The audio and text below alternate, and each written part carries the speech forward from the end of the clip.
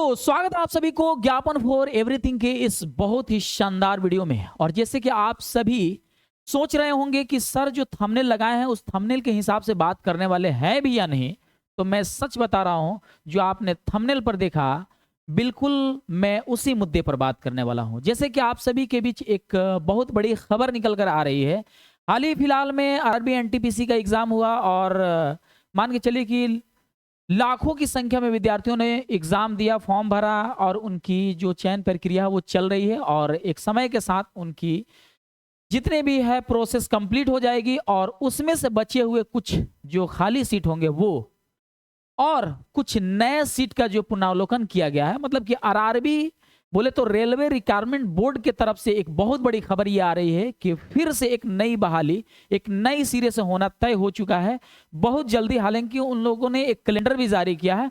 Calendar के हिसाब से अक्टूबर या नवंबर के महीना आ भी रहा है, तो यूं समझ लीजिए कि या तो इसी सितंबर के अंतिम तक या अक्टूबर के फर्स्ट वीक तक एक बहुत बड़ी खबर आपको सुनने को मिलेगा, जैसे कि आज के इस वीडियो में मैं बताने वाला हूं। तो चलिए सेशन की शुरुआत करते हैं। सबसे पहले अगर आप मॉर्निंग के समय में देख रहे हैं तो गुड मॉर्निंग, और आफ्टरनून के समय में देख रहे हैं तो गुड आफ्टरनून, और इवनिंग के समय में देख रहे हैं तो गुड इवनिंग। आप कहेंगे कि सर बहाली आ गई है क्या? हम बोले कि नहीं बाबू, बहाली अभी आया नहीं है, आने वाली है। समझ में आ रहा है? बहाली आई नहीं है, आने वाली है। तो कहेंगे तो फिर सर इस वीडियो का क्या मतलब बनता है, आप क्यों बता रहे हैं हम लोग को? जब आ जाएगी तभी बताइएगा ना, है ना? तो मैं कहूंगा कि देखिए बाबू सुनिए, जैसे ही बहाली आएगी उस वक्त आपके पास बहुत कम समय रहेगा, क्योंकि हाल ही फिलहाल में आरआरबी एनटीपीसी का एग्जाम हुआ, सारे चयन प्रक्रिया हो रही है और जैसे ही वहां से मान के चलिए कि आरआरबी देखेगा कि हाँ भाई जितने लोगों को सिलेक्शन लेना था हमने ले लिया, अब जो कुछ खाली सीट बचे हैं वो और प्लस और भी जो रिक्तियां हैं वो सभी को एक साथ मिलाकर के लगभग संख्या में हमको फिर से बहाल करना है। तो आपको बहुत कम समय में, चूंकि आप देख रहे हैं ना कि अभी चुनावी माहौल चल रहा है और इस चुनावी माहौल में सबसे ज्यादा बिहार में वैकेंसियां देखने को मिल रही है। और यूं समझ लीजिए तो बिहार में ही नहीं बल्कि यूं समझ लीजिए तो एक सेंट्रल लेवल का ये पोस्ट है। आप भले माने या ना माने, अपने बिहार के सभी नागरिकों को मैं सचेत और अवगत कर देना चाहता हूं कि आपको किन किन डॉक्यूमेंट्स को लेकर के बिल्कुल रेडी और तत्पर रहना है, क्योंकि बहाली आएगी और चढ़ दे लगा देना है। आपको कौन कौन से डॉक्यूमेंट्स तैयार करनी है, आपके पास कौन सी क्या और किस प्रकार की एलिजिबिलिटी होनी चाहिए, आपका आयु सीमा क्या होनी चाहिए, ये सारे मुद्दों पर मैं बात करने वाला हूं। तो वीडियो के साथ शुरू से लेकर अंत तक बने रहना है। वीडियो अच्छा लगे तो शेयर भी कर देना और चैनल पर नए हैं तो सब्सक्राइब भी जरूर कर लेना है। चलिए, जैसे कि मैंने थंबनेल में लगाया था आरआरबी एनटीपीसी नया भर्ती जल्द, तो आप कहेंगे सर अभी तो भर्ती आई नहीं है, अधिकारी अभी कह के पूरा हवा बांध दिया। अरे भाई, हवा हम इसलिए बांध रहे हैं, इसीलिए मैं आपको पहले अनाउंसमेंट कर दे रहा हूं ताकि आप पहले से बिल्कुल रेडी रहेंगे। हमको पता है कि आप बिहार जीविका का भी फॉर्म भर दिए होंगे, हमको पता है कि बिहार कार्यालय परिचारी भर्ती, क्यों? क्योंकि हम सभी बेरोजगार बैठे हुए हैं। हम तो चाहते हैं कि बिहार में कोई ना कोई, चाहे सेंट्रल लेवल का हो चाहे स्टेट लेवल का हो, किसी भी प्रकार की नौकरियां आए, है ना? उस नौकरियों के लिए मैं तो बिल्कुल तत्पर हूं, रेडी हूं, बिल्कुल मैं तैयार हो चुका हूं। तो मैं आपको बता देना चाहता हूं कि तैयारी सिर्फ ये सोच से नहीं होती है, आपकी मेहनत से होनी चाहिए। आपका मेहनत से आपकी मुकद्दर लिखी जाएगी। क्यों? क्योंकि अगर आप सुनिए, मान के चलिए कि बहाली आ गया, मान के चलिए आरआरबी एनटीपीसी का फिर से बहाली आ गया, तो आप क्या करेंगे? फिर से आप तैयारी करना मतलब शुरू से शुरू करेंगे? नहीं, आप पहले से ही तैयार रहिए ना, प्रिपेयर रहिए। अच्छा, मान के चलिए कि ये डॉक्यूमेंट चाहिए, तो उस डॉक्यूमेंट्स को क्या करेंगे? जब बहाली आ जाएगा तब आप तैयार करके रखेंगे, पहले से रखिए, क्या दिक्कत है? निवास, जाति, आय, आधार कार्ड वगैरह, रंगीन फोटो वगैरह सब कुछ रेडी करके रखिए। मैट्रिक इंटर का मूल प्रमाण पत्र रेडी करके रखिए। इन सारी कागजात पर मैं बात करने वाला हूं, है ना? क्या क्या पढ़ना है, कितने नंबर का पढ़ना है, कितने नंबर का एग्जाम होगा, कितने समय के लिए एग्जाम होगा, कितने निगेटिव मार्क होंगे, ये सब पर मैं बात करने वाला हूं। तो वीडियो को अंत तक जरूर देखना है। यहां पर देख लीजिएगा, अभी बहाली आई नहीं है, मैं पहले बता दे रहा हूं। मैं झोल झाल में और डार्क में रख करके लंबा नहीं खींचता हूं, शुरू से लेकर अंत तक देखिएगा, आपको बहुत कुछ समझ में आने वाली है। बहाली अभी आई नहीं है लेकिन बहुत जल्द आने वाली है, और कब आने वाली है ये मैं संभावित तिथि जरूर बताऊंगा। चलिए, यहां पर आप देख सकते हैं, सबसे पहले मैं बता दे रहा हूं, यहां पर आप देख लीजिए आरआरबी एनटीपीसी नई भर्ती। यहां पर गौर कीजिएगा, मैं जो कह रहा हूं आरआरबी एनटीपीसी नई भर्ती, विभाग क्या होगा? भारतीय रेलवे। आपको पता होना चाहिए रिक्त पद कितने आने की संभावना है बाबू? पूरा का पूरा 12,000 प्लस सीट। इससे बढ़ भी सकता है, थोड़ा सा घट भी सकता है, लेकिन बढ़ने की ही ज्यादा संभावना है ना? अब आपको बता दें योग्यता आपके पास क्या होनी चाहिए, तो 12वीं पास। किसी भी विषय से, आप चाहे फिजिक्स से, केमिस्ट्री से, बायोलॉजी से, मैथ से, आर्ट से, इकोनॉमिक्स से, जो भी आप किसी भी सब्जेक्ट से 12वीं पास किए हो, हाँ ये भी नहीं कि आपको फर्स्ट डिवीजन होना चाहिए यानी 60% मार्क्स, नहीं नहीं नहीं नहीं, सुनिए, आप सेकंड डिवीजन भी है ना तो फिर भी इस फॉर्म को भर सकते हैं, ये बात ध्यान में बैठा लीजिए। यानी 12वीं पास होना चाहिए, पास होना चाहिए, बस आप पास है ना तो आप इस फॉर्म को भरने के लिए एलिजिबल हैं, है ना।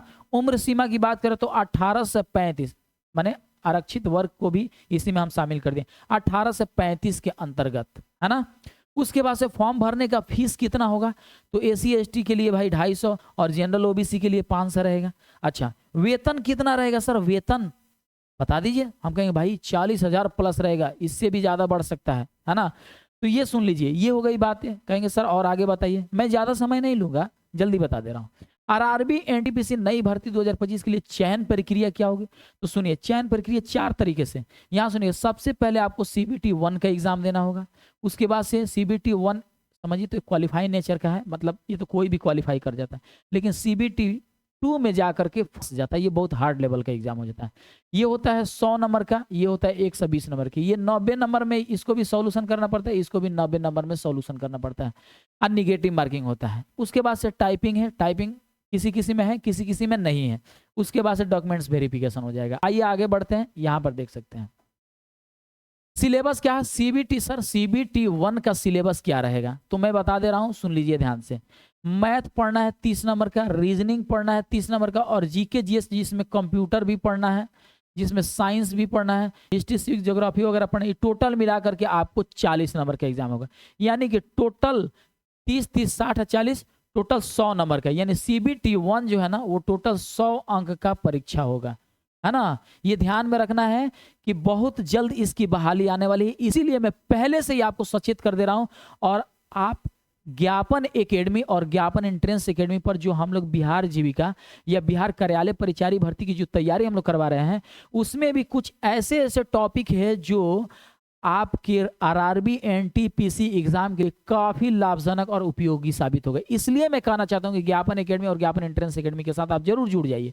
काहे कि हम लोग बिहार जीविका में मान के चलिए जीके जीएस पढ़ा रहे हैं, जब भी जीके जीएस की बात आएगी उसमें जो भी सब्जेक्ट पढ़ना है, उसमें साइंस भी पढ़ना है, उसमें मान के चलिए कंप्यूटर भी अभी हम पढ़ा रहे हैं बिहार जीविका में, कंप्यूटर आप पढ़ लीजिए ना, बहुत अच्छा कंपटीशन लेवल का है भाई। पूरा संपूर्ण बिहार जीविका को ही सिर्फ टारगेट नहीं कर रहा हूँ, किसी भी प्रतियोगिता परीक्षा जिसमें कंप्यूटर की बात आएगी वो सबके लिए काफी इंपॉर्टेंट और पावरफुल साबित होगा। तो आप देखिए ना, आप मत परेशान होइए कि सर आएगा बहाली तभी हम पढ़ेंगे, नहीं, मैं पहले से क्यों ये वीडियो बनाकर आपके बीच रख रहा हूं, ताकि आप पहले से सचेत हो जाइए। तैयारी देखिए 10 दिन में नहीं हो सकता है ना, 10 दिन में 20 दिन में नहीं हो सकता, आपको पहले से प्रिपेयर्ड होना पड़ेगा। और ये चुनावी माहौल में एक नौकरी ले लेना एक बहुत बड़ी बहादुरी होगी, नहीं तो 5 साल आपको बैठकर इंतजार करना पड़ेगा। यहाँ देखिए ड्यूरेशन यानी समय कितना कंज्यूम होगा, 90 मिनट, मात्र 90 मिनट में ये 100 अंक बना देना है। ऑनलाइन एग्जाम होगा, 1/3 आपका निगेटिव मार्क रहेगा, है ना, रॉन्ग आंसर पर। यानी कि अगर मोटा मोटी मान के चलिए तो अगर 4 में एक मान के चलिए कि 4 में एक गलत करते हैं, है ना, तो हर 4 देखिए अगर एक गलत उत्तर पर हर 4 प्रश्नों के साथ एक प्रश्न गलत उत्तर काट दिए जाएंगे, मान 4 सही का एक गलत काट दिए जाएंगे, 1/3 इसी को कहते हैं। उसके बाद से यहाँ पर आइए CBT 2 के लिए क्या सिलेबस है सर। CBT 2 के लिए तो मैं बता रहा हूँ, जब CBT 1 क्वालिफाई कर जाते हैं तो CBT 2 का एग्जाम देने के लिए जाते हैं। मैथ्स 35 नंबर का पढ़ना होता है, रीजनिंग 35 नंबर का पढ़ना, और जीके जीएस जिसमें साइंस, हिस्ट्री सिविक्स ज्योग्राफी और मान के चलिए कंप्यूटर वगैरह पढ़ना है, तो ये टोटल 50 नंबर का है। तो यहाँ देखिए 35 35 70 50 120 नंबर का ये एग्जाम होता है। कितना, 120 अंक का ये एग्जाम होता है, ये बतिया समझ लीजिए। अब टाइम क्या है कि 90 मिनट ही है। आप कहेंगे सर इसको तो टाइम में बढ़ा देना चाहिए, नहीं बढ़ाएगा ना बाबू, आपको पता होना चाहिए बहुत टॉप लेवल के एग्जाम होता है, और बहुत टॉप लेवल का उसी के लिए होता है जो नहीं पढ़ा लिखा होता है, बाकी जो पढ़ा लिखा है तो उसके लिए तो नॉर्मल ही लगेगा। ऑनलाइन ही एग्जाम होगा, वहीं 1/3 नेगेटिव मार्किंग का रूल रहेगा इसमें भी। अब आइए बात करते हैं कि किसमें टाइपिंग की जरूरत है और किसमें टाइपिंग की नहीं जरूरत है ना। तो मैं आपको बता दे रहा हूं, टाइपिंग जिसमें चाहिए वो है जूनियर क्लर्क, अकाउंट क्लर्क और जूनियर टाइम कीपर के लिए, इसमें टाइपिंग चाहिए। अच्छा, टाइपिंग नहीं चाहिए किसमें, तो यहाँ ट्रेन क्लर्क में या कमर्शियल कम टिकट क्लर्क में, इसमें टाइपिंग की जरूरत नहीं है। ये बातें आपको समझ में आ गई होगी। अब आइए, अब यहाँ पर देख लीजिएगा कि आरआरबी एनटीपीसी की जो भर्ती है, इसमें फॉर्म भरने के लिए हमें क्या क्या डॉक्यूमेंट्स रेडी करना होगा। तो आरआरबी एनटीपीसी फॉर्म भरने के लिए आपको एक रंगीन फोटोग्राफ, सिग्नेचर की स्कैन की गई कॉपी, शैक्षणिक योग्यता प्रमाण पत्र जैसे कि 10वीं या 12वीं, ये दोनों का चाहिए, और स्नातक तक मार्कशीट। अब देखिए क्या होता है ना, इसमें बहुत ज़्यादा ट्रैफिक लगता है। जो स्नातक लेवल का है ना, उसमें तो तनिक कम ट्रैफिक लगता है, लेकिन जो 12 लेवल पर का होता है ना, वो ग्रेजुएशन किया हुआ विद्यार्थी भी 12 लेवल पर भर देता है फॉर्म, इसीलिए इसमें बहुत ट्रैफिक लगता है और इसलिए इसका कटअप बहुत हाई जाता है। यहाँ देखिए, सक्रिय ईमेल आईडी वगैरह होना चाहिए, संपर्क नंबर आवश्यकता होगी। इसके अतिरिक्त आरक्षित श्रेणी के लिए उम्मीदवारों को जाति प्रमाण पत्र बनवा के पहले से रखना, एनसीएल वगैरह बनवा लेना, जाति प्रमाण पत्र बनवा लेना, है ना। निवास जाति हर स्टूडेंट के पास होना चाहिए, एनसीएल होना चाहिए, है ना। आरक्षित वर्ग के जो भी आते हैं, उसके पास से आधार कार्ड तो आपका तो होगा भाई, जाहिर सी बात है, आधार कार्ड तो सबके पास। अब आइए, ठीक है सर, ये तो बातें हमें समझ में आ गई। ये बहाली आएगी कब, तो मैं बता रहा हूं बाबू, कान खोलकर सुन लो। अभी आई नहीं है, लेकिन आने वाली है, क्योंकि आयोग की तरफ से एक बहुत बड़ा खबर निकल कर आ रही है कि भाई बहुत जल्दी, की चुनाव का माहौल है ना, है ना, चुनाव का माहौल है ना। यहाँ सुनो, जब जब चुनाव है तब तब नौकरी की बौछार है। यहाँ सुनो, आरआरबी एनटीपीसी की बहाली अक्टूबर 2025, यानी यही 2025 अक्टूबर के पहले सप्ताह तक या नवंबर 2025 के अंतिम सप्ताह तक आने की संभावना जताई जा रही है मेरे दोस्त। अब आप अपना सारा के सारा डॉक्यूमेंट्स बिल्कुल आप रेडी कर लीजिएगा, काहे कि इस ज्ञापन फॉर एवरीथिंग के माध्यम से या तो कोई बहाली आने वाली है तो पहले बता दिया जाएगा, या बहाली आ गई है बिना बताए, बिना नोटिफिकेशन का। मान के चले कि आरआरबी क्या है, एक बहुत बड़ी खबर जो है ना चला रहा है ना। तो हमने जब ये खबर ऑफिशियली सुनने की कोशिश किया, तो मैंने सोचा कि क्यों ना अभी मान के चलो आरआरबी इस पर बात कर रहा है कि बहुत जल्दी फिर से हम बहाली इसी साल में निकालने वाले हैं, अक्टूबर के फर्स्ट वीक या मान के चलिए अक्टूबर के लास्ट वीक तक हम नोटिफिकेशन शीघ्र ही जारी करने वाले हैं। तो मैंने सोचा कि अपने विद्यार्थियों को बता दे, पहले से सचेत कर दे। अच्छा, मान के चलो कि आप यहाँ पर हो और आपके साथ कुछ होने वाला है, अगर पहले से जानकारी है तो आप सतर्क रहेंगे ना जी। आप तो सतर्क नहीं, लाठी डंडा लेकर के, हैं कौन आएगा हमको वार करेगा, हम लाठी डंडा मार मुर के थूर थार के बर्बाद कर देंगे। तो पहले से आप सतर्क नहीं। अब मान के चलिए आपको कुछ नहीं पता, कौन आएगा थूर थार के आप ही को चला जाएगा। तो मान के चलिए कि बहाली जो आने वाला है, वो बहाली का खबर पहले से पता चल जाए, तो जरा सोचिए कि हमारे अंदर की जो जुनून है वो 7वें आसमान पर होगा। जरा सोचिए, हम लोग का कॉन्फिडेंस लेवल थोड़ा हाई हो जाएगा, लगेगा कि ओ इसका मतलब कि आरआरबी एनटीपीसी की फिर बहाली आने वाली है। कोई बात नहीं है, हम तो कुछ पढ़ करके छोड़े थे, मुझे लगा कि अब तो हमारा फॉर्म भरा गया, मेरा एग्जाम सही नहीं गया या जो भी है, हमने फॉर्म ही नहीं भरा। यार मेरे को पता होता तो मैं आरआरबी एनटीपीसी का फॉर्म भरा रहता, तो मैं भी एग्जाम दे दिया रहता। अब पता ना कब आएगा नहीं आएगा, लेकिन आपको यहाँ निराश होने की जरूरत नहीं है।